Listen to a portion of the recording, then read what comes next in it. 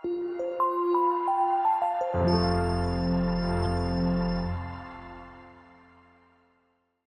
want you to open your Bibles in the book of Joshua chapter 2. Tayo pong lahat ay magsitayo bilang pagbibigay galang sa pagbasa ng salita ng Panginoon. Joshua chapter 2 verse 17 to 21. Aking babasahin at inyo pong sundan sa inyong mga paningin. And the men said unto her, we will be blameless of this thine oath which thou hast made us swear. Behold, when we come into the land, thou shalt bind this line of scarlet thread in the window, which thou did let us down by. And thou shalt bring thy father and thy mother and thy brethren and all thy father's household home unto thee. And it shall be that whosoever shall go out of the doors of thy house into the street, his blood shall be upon his head, and we will be guiltless. And whosoever shall be with thee in the house, his blood shall be on our head, if any hand be upon him. And if thou utter this our business, then we will be quit of thine oath which thou hast made us to swear. And she said, according unto your words, so be it. And she sent them away, and they departed, and she bound the scarlet line in the window. Tayo po'y manalangin. Mapagpalang Diyos na makapangyarihan sa lahat, maraming salamat, Panginoon. Sa sandaling ito na binigay niyo po sa amin, na makapag-aral ng inyong pong banal na salita, we pray for your blessing and for your guidance. Enlighten us and guide us. Ikaw ang siyang patuloy na manguna sa aming kalagitnaan, ang inyong pong pagpapala, presensya ang siyang patuloy na makita at maramdaman po namin ngayong umaga. May be with us, in Christ we pray. Amen. Maraming salamat po. Tayo po ay maaari ng makaupo. John Scofield. Kilala siya sa pangalang J.P. Scofield. John Patrick Scofield. Author, composer, a firm Christian in his conviction. One time nag-attend po siya ng isang evangelistic meeting ni Mordecai Ham. Habang nagpipreach si Mordecai Ham, meron pong isang lalaki sa audience. Unbeknown sa lahat, meron po siyang pinatay na 4 na lalaki. So merong isang kriminal sa kanilang kalagitnaan habang nagpipreach si Mordecai Ham. But this man, hindi siya mapatahimik ng kanyang konsensya. Hindi siya makatulog sa gabi, hindi siya mapakali sa buhay, hindi niya alam kung ano ang gagawin niya, naghahanap siya ng kapayapaan. Hindi niya alam kung anong gagawin niya para mawala yung guilt na kanyang nararamdaman. Sinubukan niya na maging philanthropist, gumawa ng mabuti, but that guilt does not go away.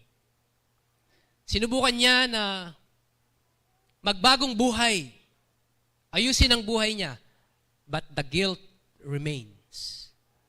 Then sinubukan niya mag-attend ng church. At ito nga, ang nagpipreach si Mordecai Ham. It just so happened na yung topic ni Mordecai Ham is about Christ being our refuge. Ang Panginoong Jesucristo ang ating kanlungan. Sa Old Testament, meron po silang tinatawag na mga city of refuge. Sa mga city of refuge, kapag ang isang tao ay aksidenteng meron siyang napatay, hindi niya sinasadya. Homicide, tawag po natin dun eh. Unintentional.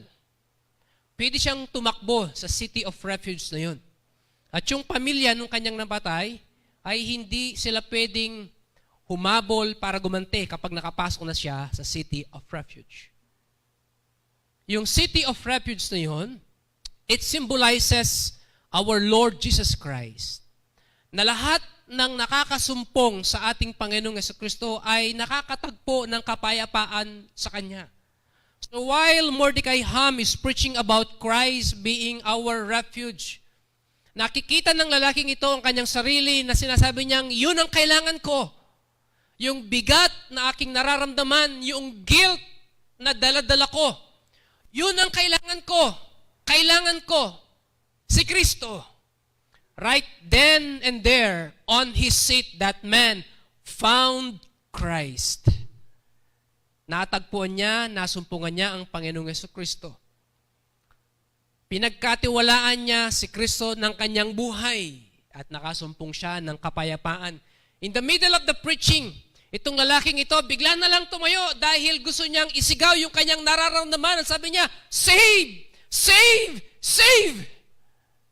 Then si J. Scofield, dahil inspired siya, the next afternoon, he penned that very words and wrote a song entitled Save, Save. And let me sing the first stanza of that song. And sabi niya, I found a friend who is all to me. His love is ever true. I love to tell how he lifted me and what his grace can do for you. Saved by his power divine, saved to new lives of life. Life now is sweet and my joy is complete, for I'm saved, saved, saved. Save is a very marvelous word. A word very popular to religious groups, and yet most people don't even understand the concept and meaning of its word. Save. Ephesians chapter 2 verse 8 says, "For by grace are ye saved through faith." Biyaya ng Panginoon kung paano tayong naligtas sa pamagitan ng ating pananampalataya. Then sabi niya doon, "Not of yourselves, it is the gift of God." Wala po tayong kinalaman sa kaligtasan natin. The only contribution we have to our salvation is our faith. The rest, ang Panginoong Jesucristo po ang gumawa. Hindi yung pagiging mabuting tao natin, hindi yung lahat ng mabuting nagawa natin, hindi yung pagiging philanthropist natin, hindi yung pagiging matulungin natin, hindi yung pag-attend natin sa church, hindi yung pagkabautismo natin. Walang kinalaman ng mga yun sa ating kaligtasan. The only contribution we had to our salvation is our faith. Yung pananampalataya lang natin sa ating Panginoong Jesucristo. Ngayon, tingnan po natin itong mga talatang binuksan po natin. Alam nyo, very interesting ito pong mensaheng ito. Pinag-uusapan po natin the past month, yung buhay ni Ruth. Kung babalikan pa natin ng isa pang generation yung buhay niya, you will be surprised kung saan siya nanggaling. Ito po yung background ng pag-aaralan po natin ngayong umaga. The Israelites, more or less 2 million people, pinalaya po sila ng Panginoon sa Egypt. Ang pangako ng Panginoon sa kanila, I'm going to bring you to a land floweth with milk and honey. A promised land. At ang pangalan ng lupain na yun, Canaan. Kinross nila yung Red Sea. Then, the next, kinross nila yung Jordan River. Nag-perform ng miracle ang Panginoon sa kanila as they cross this body of waters. There are only 2 body of waters na minsan lang nasinaga ng araw. That is the Red Sea and the Jordan River.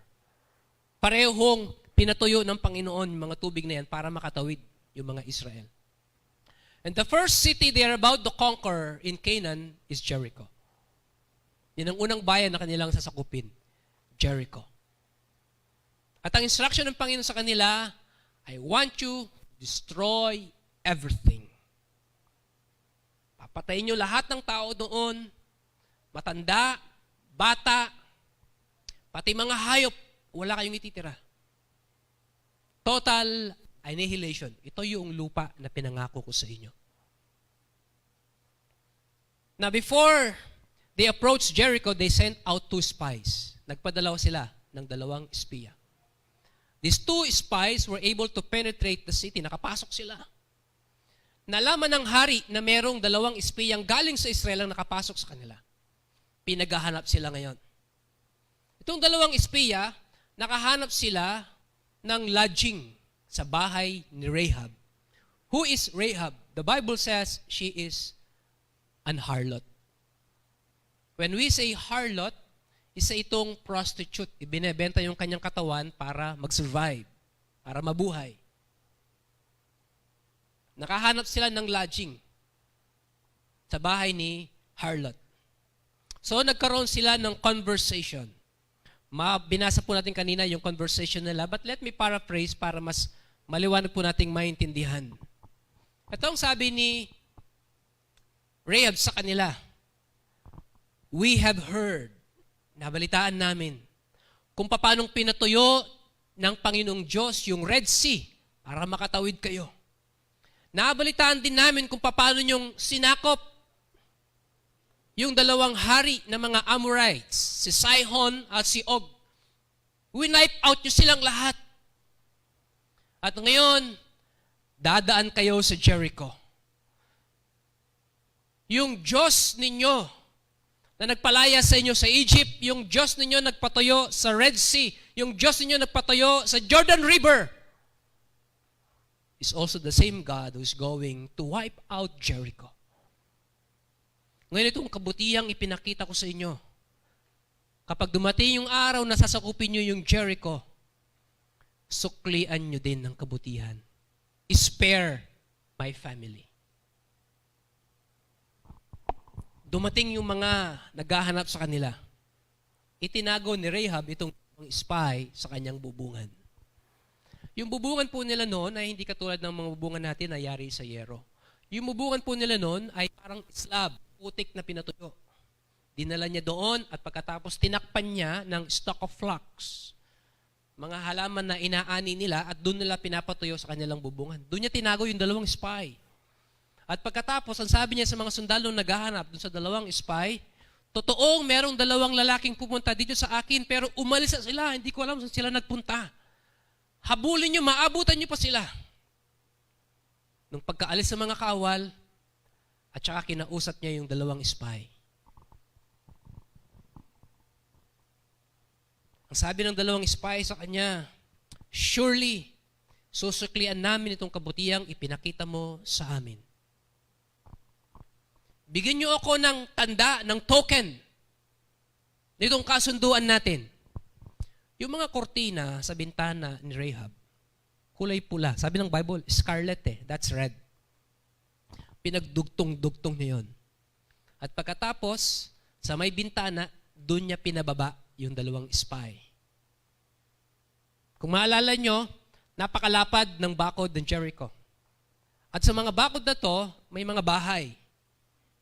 Kaya yung bakod na yun ay may mga bintana kasi may mga bahay sa bakod na yun. Doon niya pinababa yung 2 spy.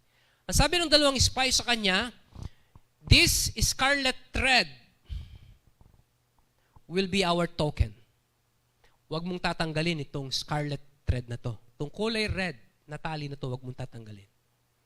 Pag dumating yung araw na darating kami dito, ang bahay na kakikitaan ng scarlet thread, hindi namin papasukin. You will be spared. Kung kaya't wala kang palalabasin sa bahay mo sa araw na yon. Kapag merong lumabas at napatay siya, we will be guiltless. Kailangan panatilihin mong nandito sa loob ng bahay ang buong pamilya mo para ma-preserve kayo. Then dumating yung araw, dumating yung mga Israel sa Jericho. We all know the story.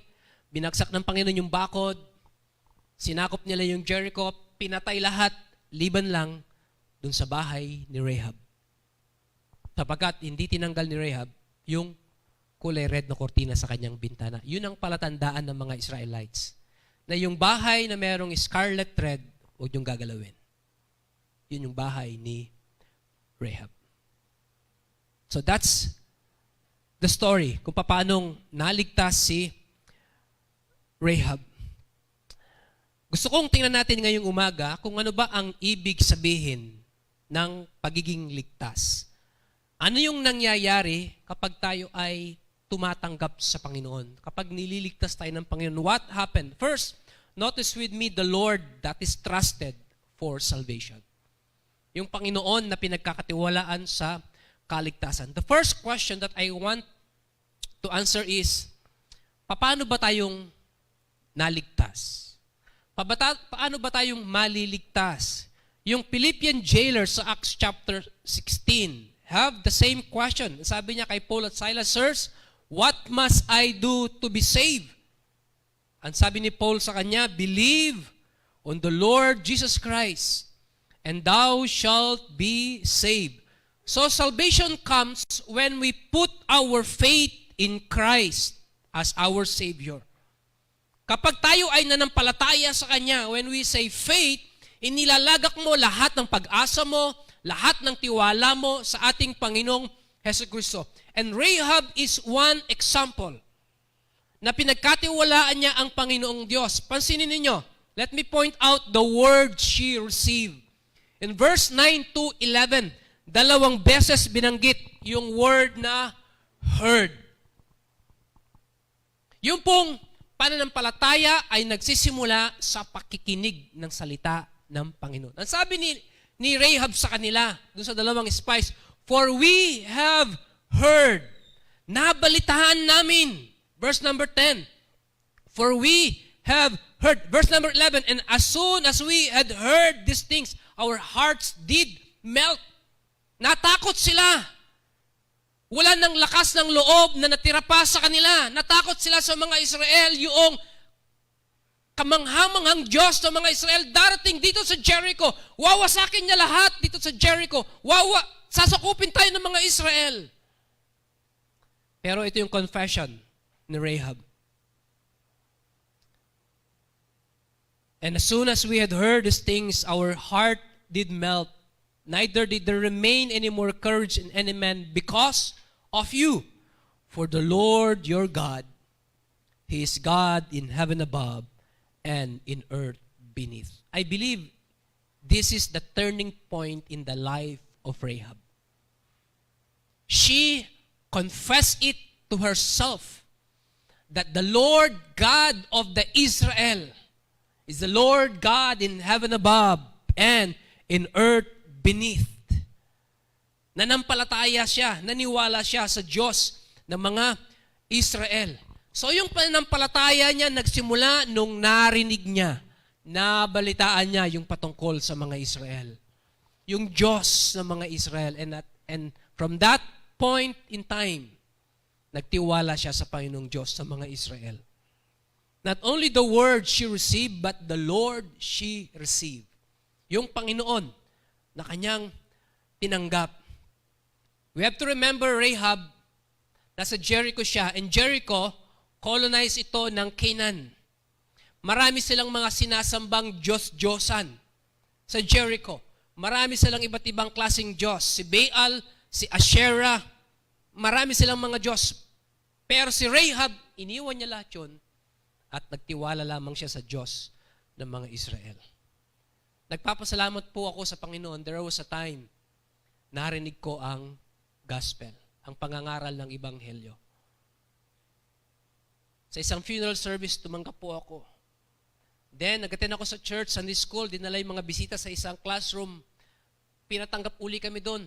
Second time, tumanggap uli ako. Pero gusto ko talagang makasigurado ng aking kaligtasan. Gusto kong matiyak na ligtas ako na hindi ako tumanggap sa Panginoon para lang pagbigyan sila. Hindi yung pakitang tao lang. Sunday night, umuwi ako, pumunta ako doon sa nag-iisang kwarto ng bahay namin. I knelt down and I sincerely accepted Christ in my heart as my Lord and Savior. Gusto kong siguraduhin yung aking kaligtasan. Yung narinig ko na ebanghelyo, gusto kong siguraduhin na mangyayari sa buhay ko. And I'm 100% sure na kapag binawian ako ng buhay anytime, I will be in the presence of my Savior, ang ating Panginoong tagapagligtas. At ito yung nangyari kay Rahab. Tinanggap niya ang Panginoon sa buhay niya. Si John Wesley, lumaki po siya sa isang religious family. Very strict yung kanilang family. Hanggang sa kanyang paglaki, naging preacher siya. Si John Wesley. Gumigising siya 4 o'clock in the morning for prayer and Bible study. He preached every Sunday. But he knew in his heart something is missing. Merong kulang. Until one day, binasa po sa kanya yung preface ni Martin Luther sa Epistles of Romans. In the book of Romans, doon napagtanto niya na yung kaligtasan has nothing to do with what we do. Has nothing to do with how we live out our life. But salvation is wholly by grace alone. Biyaya ng Panginoon yung kaligtasan, and our only participation is our faith in Christ. At nung ma-realize niya yun, dagli-dagli niyang pinuntahan ng bahay ng kanyang kapatid, si Charles. Ang sabi nga ng mga kaibigan niya, hindi sila makasabay sa kanyang paglakad, napakabilis ang paglakad niya. At nang mapuntahan niya yung bahay ng kanyang kapatid sa Britain Street sa London, ang sabi niya, I believe. It's not because of our religious affiliation, because I believe. Our faith alone is enough for our salvation. I believe in Christ. And that was the day that John Wesley was assured of his salvation. Yung kaligtasan po natin, wala pong kinalaman sa mga ginagawa natin sa buhay natin. Hindi yung mabuting gawa, hindi yung pagiging mabuting tao, hindi yung pag-a-attend sa church, hindi yung nabaptize ka, hindi yung marami kang itinutulong sa ibang mga tao. It has nothing to do with all of that. Yung kaligtasan natin ay biyaya lamang ng Panginoon. Ibinigay lamang ng Diyos sa atin. Undeservingly, binigay ng Diyos. And the only thing we did is to accept that. Tinanggap lang natin. Pastor, ibig mo sabihin, ganun lang kasimple yung kaligtasan. Wala tayong ginawa? Wala. Sapagkat ginawa na lahat ni Kristo. Let me make this clear. Kapag dumarating po yung Semana Santa, tama ba yun? Semana Santa, yung Easter, maraming nagsasalibat-bat. Bakit hindi tayo nagsasalibat-bat? Hindi tayo nagpapapako sa cross. If you're going to ask these people, medyo nag-evolve na nga yung reason nila eh. Noong araw, pag tatanungin mo sila, bakit nila ginagawa yun? Ito yung common na sagot nila para mabawasan yung aking kasalanan. Minsan-minsan may mga magsasabi, para mahugasan yung aking mga kasalanan. Kaya talagang pinapadugo nila yung likod nila eh. Yung concept na yon ay nakuha nila sa ginawang sakripisyo ng ating Panginoong Jesucristo. Kung si Kristo, nangyari sa kanya yon, ginawa niya yon, nung namatay siya, umakyat siya sa langit. Then, gagawin ko din kung ano yung ginawa niya. Wrong. Ginawa ni Kristo yun para sa atin. Hindi ginawa ni Kristo yun para sa sarili niya. He is sinless. Wala siyang kasalanan. Pero bakit niya ginawa yun? Para sa atin na mga makasalanan. Kapag inuulit natin yung ginawa ni Kristo, para natin siyang iniinsulto. Para natin sinasabing, Lord, hindi sapat yung ginawa mo. Gagawin ko din. It is an insult to the sacrifice of what Christ did on the cross. Ginawa niya yun para sa atin. Kung kahit hindi natin kailangan ulitin yung ginawa ng ating Panginoong Jesucristo, He already laid down the way for us. And all we have to do is to accept what Christ did on that cross. That is the Savior that Rahab received. Yung Panginoon na tinanggap ni Rahab. Second thing about salvation that I want you to see is not only the Lord that is trusted for salvation, but also the life that is transformed by salvation. Ang sabi ni Apostle Paul, therefore, if any man be in Christ, he is a new creature. Ang lahat ng nakay Kristo ay mga bagong nilalang na. All things are passed away, behold, all things become new.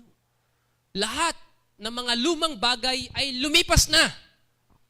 Pero lahat bago na. Yung mga nabaptize po last Sunday, let me reiterate what I have explained to you last Sunday.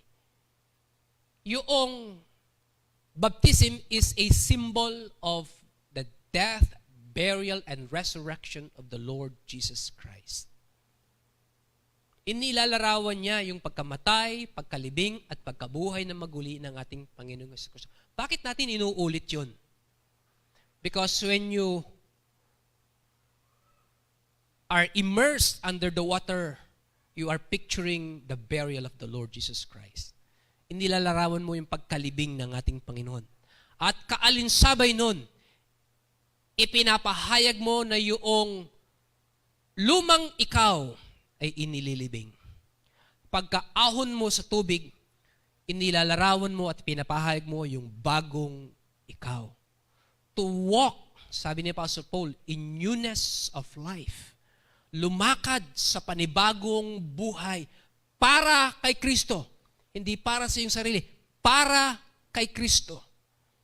Kaya ang isang malaking hamon sa lahat ng mga nabautismuhan na, tayo ay mga bagong nilalang na para kay Kristo. Kaya dapat lumakad tayo sa buhay natin, mamuhay tayo para kay Kristo. Nakakapagbigay ng kaluwalhatian yung buhay natin para kay Kristo. Si Rahab, sino ba siya? What she had been.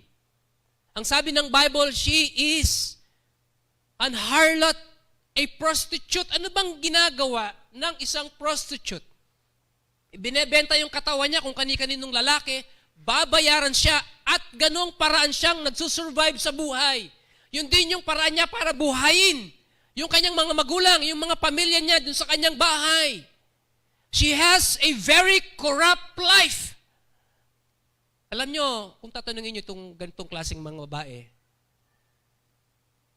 one of the main reason they do what they do is because of poverty. Na sasabihin nila, wala na akong choice. This is the only way I know to earn a living. Ito lang paraan na alam ko para mabuhay. At ganun yung sitwasyon ni Rahab, na parang itinapon na talaga nila yung buhay nila sa ganung klase ng pamumuhay. No direction, no future, walang dignidad, walang magandang integrity na may papakita sa kahit kanino, walang may pagmamalaki. It's the kind of life they have accepted already. Ganun talaga. So Rahab have a corrupt life. Not only she has a corrupt life, she have a condemned life. Wawasakin ng Panginoon and Jericho together with her.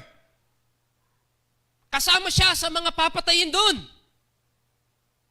But because she came to know the Lord, she was spared. All of a sudden, nagbago yung buhay ni Rahab. Ano yung mga nagbago sa buhay ni Rahab? Let me point out this. This is very interesting. I want you to open your Bible in Matthew chapter 1. Matthew chapter 1. Alam nyo, maraming beses ko nang nabasa itong book of Matthew, pero nito ko lang nakita yon. Matthew chapter 1, verse 5.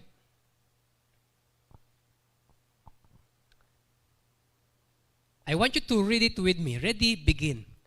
And Salmon begat Boaz of Rechab, and Boaz begat Obed of Ruth, and Obed begat Jesse.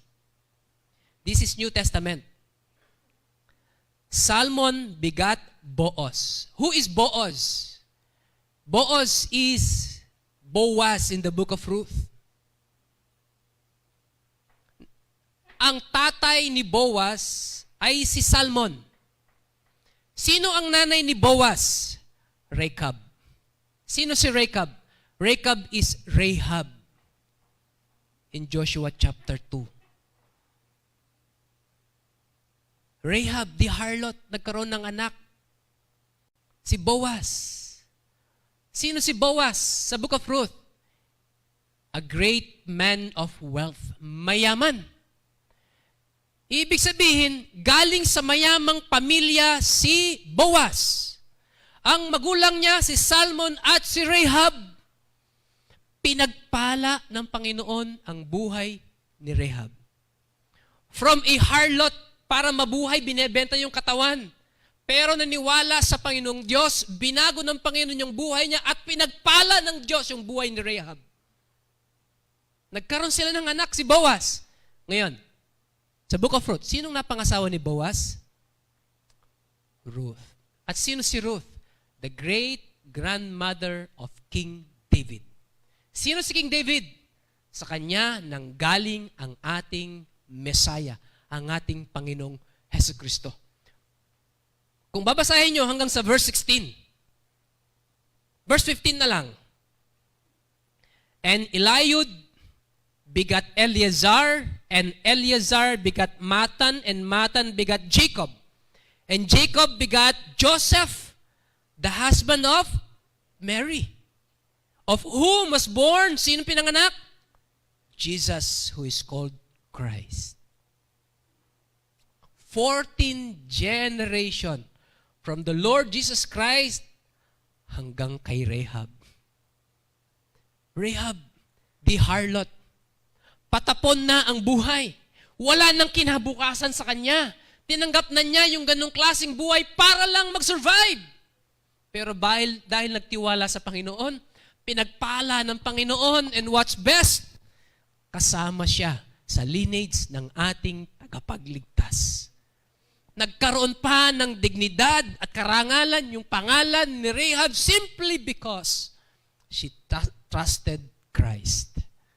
Nagtiwala lamang siya sa Panginoon. Alam nyo, kamangha-mangha ang pwedeng gawin ng Panginoon na pagbabago sa isang tao na wala ng pag-asa ang buhay, pero kung magtitiwala lamang sa Panginoon, God will make an amazing transformation in your life. Not only that, if you will open your Bible in Hebrews chapter 11, verse 31. 11 verse 31. Because Rahab is an harlot, after Joshua chapter 2, hindi mo na mababasa yung pangalan niya. Because of the degradation of her name. Never na mababasa mo na yung pangalan niya. But in the New Testament, in Hebrews chapter 11, ano yung Hebrews chapter 11? Ito yung chapter sa Bible kung saan inilista yung mga pangalan ng mga taong dakila ang kanilang pananampalataya sa Panginoong Diyos. And Rahab is one of them. Ang sabi niya, verse 31, by faith, the harlot Rahab perished not with them that believe not when she had received the spies with peace. Isinama yung pangalan niya sa Hall of Faith ng Hebrews chapter 11. Saan ka pa? Binago yung buhay mo. Pinagpala yung buhay mo. Isinama yung pangalan mo sa lineage ng ating tagapagligtas at pagkatapos sa Hall of Faith, isinama pa rin yung pangalan niya. Then in the book of James, nung naghahanap si James ng magagamit niyang example of faith, wala siyang ibang maisip kundi yung pangalan din ni Rahab. Saan natin makikita yun? James chapter 2 verse 25.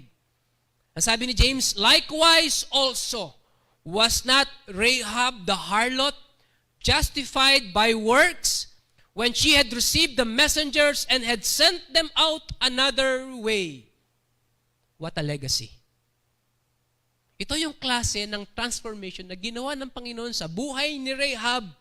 Patapon na yung buhay, pero dahil nagtiwala sa Panginoon, napakaraming ginawang kamangha-mangha at dakilang bagay ang Panginoong Diyos sa buhay ni Rahab. Not only that, I want you to see the line that is a token of salvation.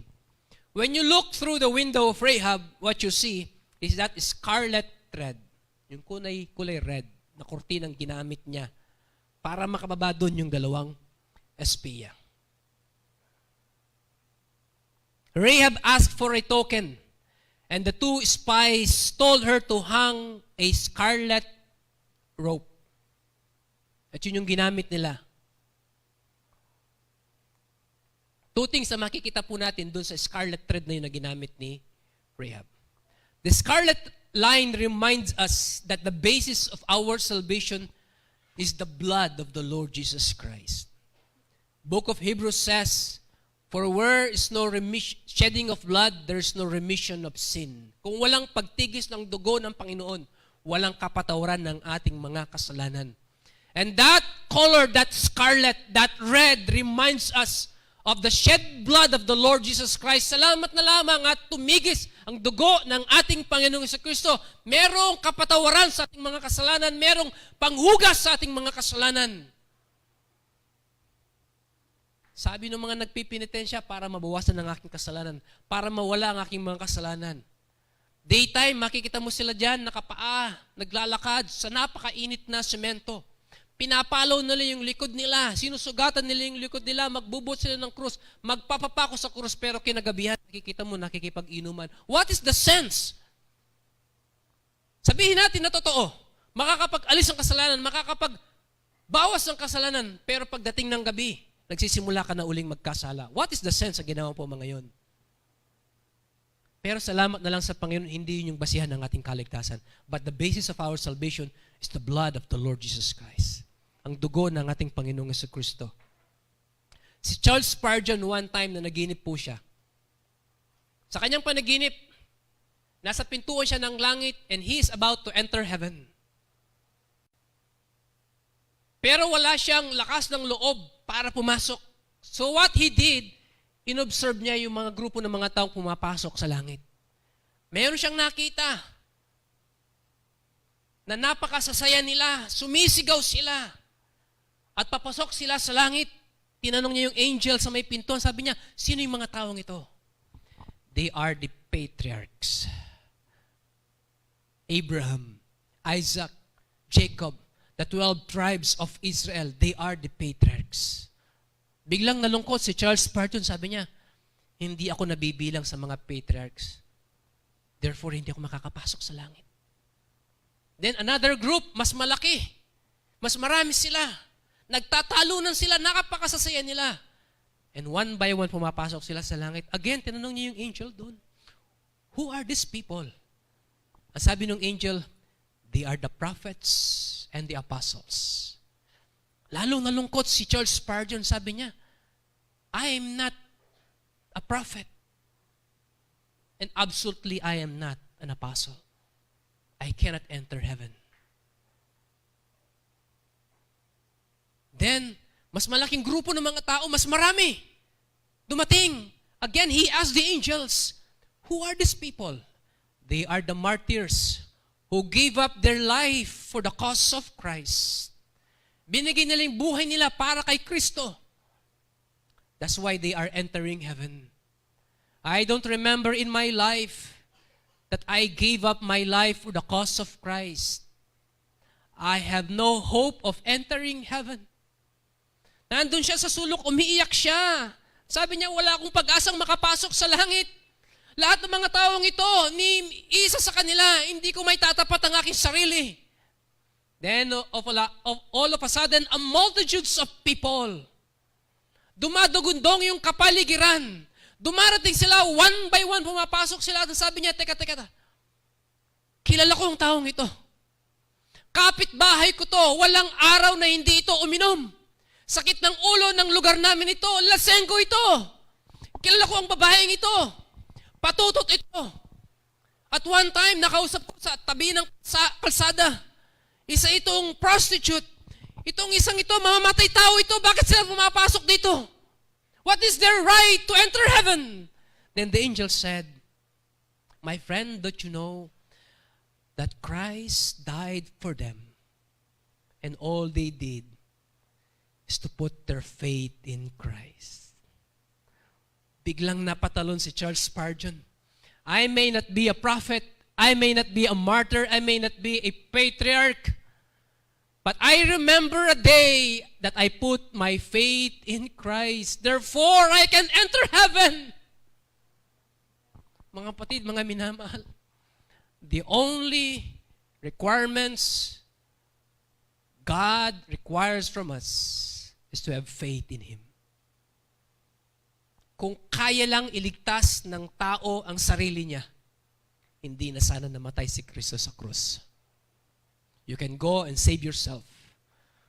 Pero dahil walang nakita ang Diyos na paraan sa tao para maligtas niya ang kanyang sarili, He did it Himself. He paid a death we cannot pay. Siya ang nagbayad ng utang na hindi natin kayang bayaran.